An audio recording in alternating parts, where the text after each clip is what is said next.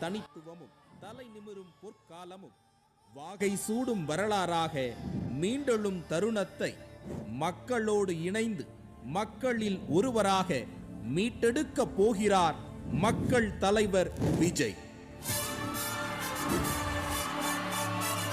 இந்த மகத்தான பயணத்தின் மாபெரும் வரலாற்று கடமையை ஏற்றிருக்கிறது தமிழ்நாட்டின் வெகுஜன மக்கள் இயக்கமான தமிழக வெற்றி கழகம்.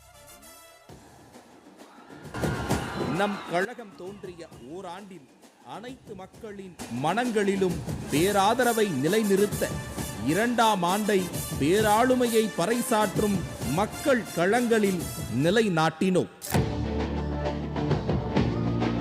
கழகத்தின் கட்டமைப்பு பாதை 2ஆம் ஆண்டு தொடக்க விழாவில் முழங்க கொள்கை பயணத்திற்கு மீண்டும் ஒரு அச்சாரமிட்டது முதல் பொதுக்குழு கூட்டம்.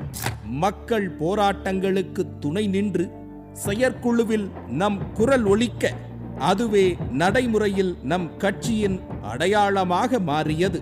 காவல் மரணங்களுக்கு நியாயம் கேட்டது முதல் அரசு ஊழியர்கள் தூய்மை பணியாளர்கள் உரிமைக்கு துணை நின்றது என மக்களின் வாக்குரிமைக்கு நீதி கேட்டது வரை உரிமைக்கான களத்தில் எப்போதும் நம் கழகம் நிற்கிறது. இது ரசிகர் கூட்டம் அல்ல, மக்களாட்சி மாற்றத்திற்கான மக்கள் சக்தியாக முன்னிற்கும் ஜனநாயக வீரர்கள் கூட்டம் என்பதை காட்டியது நமது பூத் முகவர்கள் பொதுக்கூட்டம்.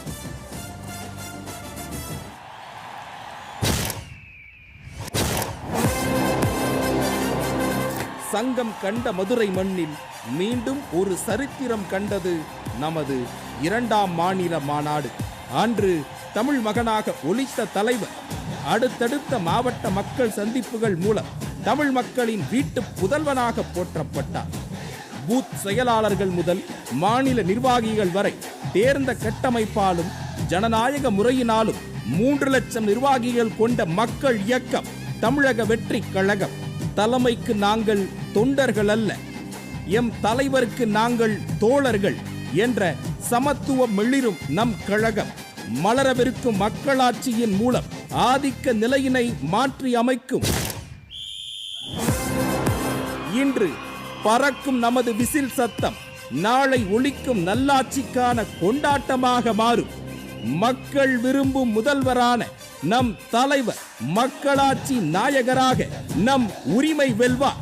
உங்களோட நான் இருக்கேன், நம்மளோட நம்ம மக்கள் இருக்கிறாங்க.